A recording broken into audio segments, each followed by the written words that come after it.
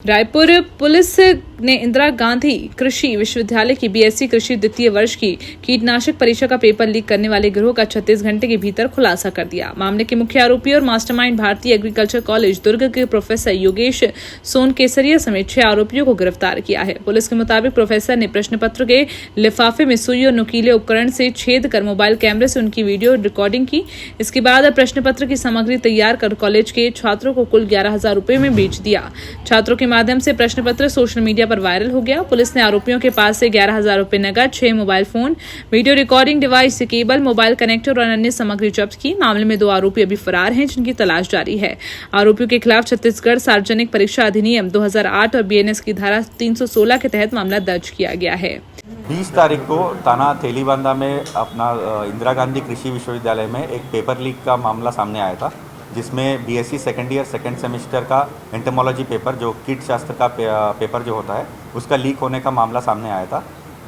वो उसको गंभीरता से लेते हुए थाने के टीम और एसीसीयू का क्राइम टीम द्वारा एक जॉइंट टीम बनाया गया। 100 से अधिक लोग इसमें, वो जो चैनल है उसको पकड़ते हम लोग इन्वेस्टिगेशन चालू किए थे, जिसमें हमको भारती कॉलेज जो दुर्ग में स्थित है उसका प्रोफेसर के द्वारा ये पेपर लीक किया जाने का पता चला है, लीड्स मिला है। तो तुरंत टीम जो है अलग अलग डिस्ट्रिक्ट्स में भी रवाना हुई थी। जो स्टूडेंट्स जो पेपर खरीदे हैं उसको भी हम लोग गिरफ्तार किए, और जो प्रोफेसर जो मास्टरमाइंड है योगेश सोनकेसरिया नाम है उनका, तो उसको भी गिरफ्तार करने में टीम को सफलता मिली। पूछताछ में ये पता चला कि ये जो प्रोफेसर है वो 7 तारीख को फर्स्ट ईयर का भी एक प्लांट पैथोलॉजी का पेपर भी लीक किया है, और सेकेंड ईयर सेकेंड सेमेस्टर का 20 तारीख को एंटोमोलॉजी का भी पेपर लीक किया है। उसका ये कहना है कि दोनों पेपर जो है वो 11-12 हज़ार में उसके जो कास्ट स्टूडेंट्स हैं 2-3 लोग, उनको बेचा गया है उनके द्वारा, और फर्दर वो पेपर लीक हुआ है, कुछ स्टूडेंट्स को और पहुंचा है। तो इसमें ये जो मेथड उसने अपनाया है पेपर स्कैन करने का, वो एक बड़ा नया तरीका है, जिसमें एंडोस्कोपी कैमरा के द्वारा, वो मार्केट से एंडोस्कोपी कैमरा 2,500 में ख़रीदा है, और जो बंद लिफाफा में जो क्वेश्चन पेपर है उसके नीचे से छोटा सा छेद करके उसमें कैमरा घुसा के वो पूरा पेपर स्कैन कर लिया है, और हाथ से लिख के उसको स्टूडेंट्स को बेचा है। तो अभी टोटल हम लोगों ने 6 लोगों को गिरफ्तार किया, इंक्लूडिंग प्रोफेसर, और 2-3 लोग और भी हो सकते हैं जिसको पेपर गया है, तो उनके लिए अभी टीम लगी हुई है। रायपुर में पूर्व मुख्यमंत्री भूपेश बघेल ने प्रेस कॉन्फ्रेंस कर प्रधानमंत्री आवास, खनिज संशोधन विधेयक, स्कूल की स्थिति, पेपर लीक, महंगाई, शराब सट्टा और ट्रांसफर समेत कई मुद्दों पर भाजपा सरकार को घेरा। प्रधानमंत्री आवास योजना को लेकर उन्होंने 18 लाख और करीब 10 लाख आवास के अलग अलग आंकड़ों पर सरकार से स्थिति स्पष्ट करने की मांग की। वहीं खनिज संशोधन विधेयक को छत्तीसगढ़ के लिए नुकसानदायक बताते हुए केंद्र और राज्य सरकार से जवाब मांगा। बघेल ने जर्जर और भवन विहीन स्कूलों का मुद्दा उठाते हुए सरकार पर स्कूल बंद करने और शिक्षा व्यवस्था की अनदेखी का आरोप लगाया। आईजी के पेपर लीक मामले को लेकर उन्होंने कहा कि नए कानून के बाद भी पेपर लीक होना सरकार के सिस्टम पर सवाल खड़े करता है। एथेनॉल मिश्रित पेट्रोल और महंगाई पर भी बघेल ने सरकार को घेरा। शराब और सट्टे के मामलों में कार्रवाई पर सवाल उठाते हुए उन्होंने कहा कि नकली और ओवरएज शराब के साथ सट्टे का कारोबार जारी है। शिक्षा विभाग में ट्रांसफर उद्योग चलने का आरोप लगाते हुए बघेल ने कहा तबादलों की प्रक्रिया सवालों के घेरे में है। रायपुर एम्स के दीक्षांत समारोह के निमंत्रण पत्र में सांसदों के नाम नहीं होने के मामले में उन्होंने भाजपा में गुटबाजी और प्रदेश में अधिकारियों के हावी होने का आरोप लगाया। और इस बारिश के मौसम में बहुत लोगों को बहुत खुशी भी देती है, खासकर जो किसान हैं उसके लिए तो बहुत अच्छी बात है, जो नौजवान हैं उनके लिए भी अच्छी बात है, बारिश में भीगना अच्छा लगता है। लेकिन उन लोगों के लिए बेहद खराब स्थिति है जहां स्कूल नहीं है, छत नहीं है। जिन गरीबों के घर में छत ना हो, पानी टपकता हो, उनके लिए परेशानी का सबब। उसी प्रकार से स्कूल जहाँ टूटे फूटे हों, छत ना हो, पानी टपक रहा हो, उसके लिए बड़ा कठिन है। तभी भारतीय जनता पार्टी लगातार दावे कर रही है कि हमने 18 लाख आवास बनाए हैं, और पंचायत मंत्री ने मुख्यमंत्री को पत्र लिखा कि 18 लाख आवास बने, जो पहली कैबिनेट में प्रस्ताव, मतलब कैबिनेट में प्रस्ताव पारित किया गया था। लेकिन दूसरे तरफ उन्हीं के सांसद रायपुर शहर के लोकप्रिय सांसद बृजमोहन जी ने जो पत्र लगाया था और लिखित उत्तर में माननीय मंत्री जी ने दिया है वो लगभग 10 लाख का। ये 2 आंकड़े हैं और ये 8वें महीने का है जो जानकारी है और ये 9/6/2026 को लिखा गया पत्र है। अब इसके क्योंकि डबल इंजन की सरकार है इसको स्पष्ट करना चाहिए। दूसरी तरफ अभी जो पावर सत्र गुजरा उसमें आपने देखा हो चाहे यहाँ राज्य की विधानसभा में चाहे लोकसभा में, दोनों बड़ा चर्चा का विषय रहा, बहुत महत्वपूर्ण विषय आए। लेकिन कुछ ऐसे विषय है जो बिना चर्चा के ही पारित कर दिए गए, चाहे वंदे मातरम का मामला हो, चाहे वो मामला खान एवं खनिज विकास एवं विनियमन संशोधन 2026 जिसमें सेस लगाने का अधिकार राज्य सरकार को दिया गया था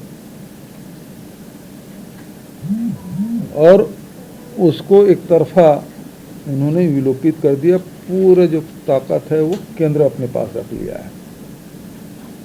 और इस मामले में केरल के मुख्यमंत्री ने विरोध दर्ज किया है, झारखंड के मुख्यमंत्री ने विरोध दर्ज किया है क्योंकि राज्य के राजस्व में इसमें क्षति पहुंचेगी।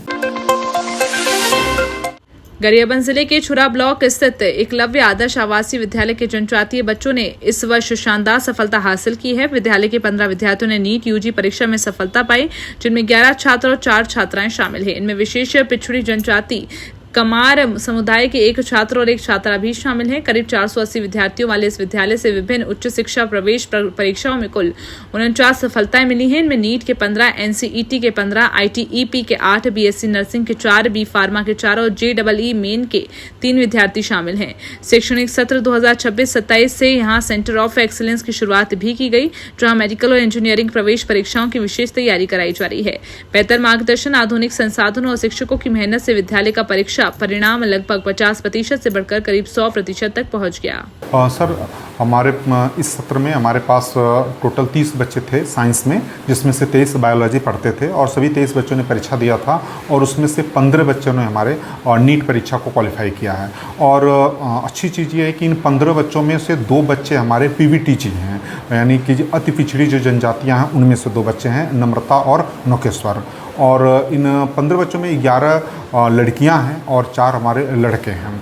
और इनकी काउंसलिंग की प्रक्रिया हम लोग पूरी कर चुके हैं, कल परसों से रिजल्ट आने शुरू होंगे। तो मैं यही उम्मीद करता हूं कि कुछ बच्चे हमारे चयनित होंगे, उनको अच्छे गवर्नमेंट कॉलेजेस मिलेंगे। इसके अलावा भी सर जो हमारे बच्चे हैं वो पैरामेडिकल्स के जो कोर्सेस हैं उनके लिए भी उन्होंने अप्लाई कर रखा है, तो और उसको उन्होंने क्वालिफाई भी किया है। नर्सिंग की परीक्षा क्वालिफाई किए हैं और बी फार्मेसी की परीक्षा उन्होंने क्वालिफाई किया है। और एक बच्चे ने हमारे आइजर की भी परीक्षा को भी क्वालिफाई किया है। तो ढेर सारे बच्चे हैं और बड़ा इस बार हम लोगों ने अच्छा रिजल्ट दिया था। और पूरे गर्मी की छुट्टी में हमारे बच्चे यहीं पर 50 दिनों तक रह करके तैयारी किए, पहले नीट की, फिर इसके बाद रीनीट हुआ तो भी ये बच्चे यहीं पर रहे। और पढ़ने की इनके भीतर सर ललक है, ये इनको बुलाना नहीं पड़ा। नीट एग्ज़ाम कैंसिल हुआ, सारे बच्चे अपने आप वापस आ गए कि हम रीनीट की तैयारी करेंगे और यहाँ पर रह करके तैयारी किए। और जो भी इंफ्रास्ट्रक्चर के और स्टडी मटेरियल के रिगार्डिंग सुविधाएं हम दे सकते हैं, तो सारी चीज़ें हम लोगों ने इनको उपलब्ध कराई थी और उसका एक अच्छा और शानदार परिणाम हम लोगों को देखने के लिए मिला। सर मेरा नाम वेद प्रकाश निषाद है और मैं प्रॉपर छुरा से हूँ। और मैंने प्रारंभिक जो पढ़ाई है वो सरस्वती शिशु मंदिर छुरा से पढ़ाई की। उसके बाद कॉलेज की पढ़ाई के लिए मैं इंदिरा कला संगीत विश्वविद्यालय में ज्वाइन किया था और वहाँ से मैंने फाइन आर्ट्स की है ना। मेरा जो मुख्य विषय रहा है वो मूर्ति कला रहा है। जो आप पीछे देख रहे हैं ये मूर्तियाँ मैंने वहाँ से सीखने के बाद यहाँ बनाई हैं आदिवासी कॉर्नर के तहत। सर वहाँ मैंने मूर्ति कला में बहुत सारे मीडियम में सीखे, जैसे पत्थर, लकड़ी, सीमेंट, बहुत सारे जितने भी हार्ड जो मटेरियल रहते हैं उससे से मैंने मूर्तियाँ बनाना सीखा। और मुझे इस फील्ड में मुझे गोल्ड मेडल भी प्राप्त हुआ है। जो प्रसिद्ध तो तबला वादक हैं जाकिर हुसैन साहब, उनके हाथों मुझे ये मेडल प्राप्त हुआ है। सर मैं अभी यहाँ बच्चों को बहुत सारे पेंटिंग, ड्राइंग, स्केचिंग और क्राफ्ट और मूर्तियाँ, क्ले मॉडलिंग, बहुत सारे डिफरेंट मीडियम में सारे पढ़ाई कराता हूँ सर मैं। मुख्यमंत्री विष्णुदेव साय 2 दिवसीय दिल्ली प्रवास के बाद छत्तीसगढ़ लौट आए। एयरपोर्ट पर पत्रकारों से चर्चा करते हुए उन्होंने बताया कि दिल्ली में आयोजित the economic times world leadership forum में उन्होंने हिस्सा लिया। मुख्यमंत्री ने फोरम में छत्तीसगढ़ की नई उद्योग नीति, निवेश की संभावनाओं और नक्सलवाद से मुक्त हो रहे बस्तर में उद्योग एवं रोजगार के अवसरों की जानकारी साझा की। उन्होंने कहा कि नई उद्योग नीति को देश विदेश में सराहना मिल रही है और प्रदेश में अब तक 8 लाख करोड़ रुपए से अधिक के निवेश प्रस्ताव आए हैं। सीएम साय ने देश विदेश के निवेशकों को छत्तीसगढ़ आने का न्यौता दिया। दिल्ली प्रवास के दौरान उन्होंने केंद्रीय स्वास्थ्य मंत्री जेपी नड्डा और प्रदेश भाजपा अध्यक्ष किरण देव से भी मुलाकात की। एक तो हमारा 2 दिन का दिल्ली प्रवास था और दिल्ली में द इकोनॉमिक टाइम्स के द्वारा वर्ल्ड लीडरशिप फोरम का आयोजन किया गया था, जिसमें हमको शामिल होने का सौभाग्य मिला और उसमें हमने छत्तीसगढ़ के विषय में और छत्तीसगढ़ में उद्योग और व्यापार की क्या संभावना है उसके विषय में पूरी जानकारी वहाँ पर दिया। और जो हमारी नई उद्योग नीति है जिसकी सराहना सर्वत्र हो रही है देश और विदेश में, और कम समय में 8 लाख करोड़ से ज़्यादा का निवेश आया है, इसके विषय में भी जानकारी वहाँ पर दिया।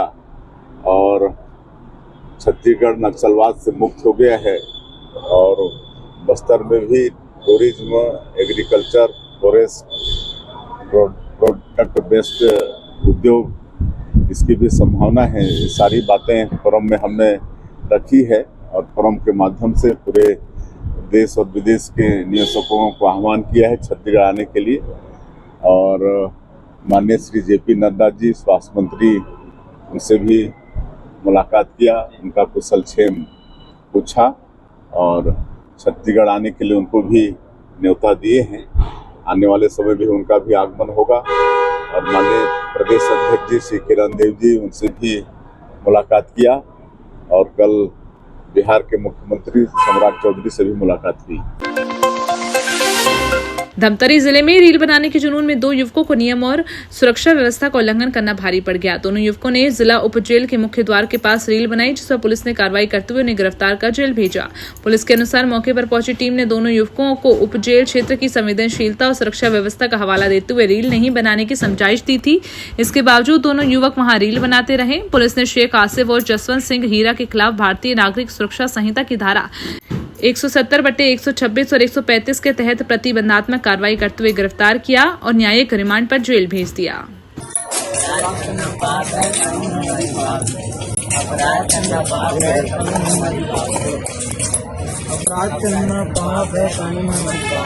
कल हमें कुछ लोगों ने शिकायत दी थी कि धमतरी जिला जेल के सामने 2 युवक जो है वो खड़े होकर के कुछ हथियार हाथ में लेकर के अपने इंस्टाग्राम में कुछ वीडियोस बना करके पोस्ट किए हैं, जिसमें कुछ आपत्तिजनक चीज़ें कही हैं और लोगों में भय का माहौल बनाने का प्रयास किया है।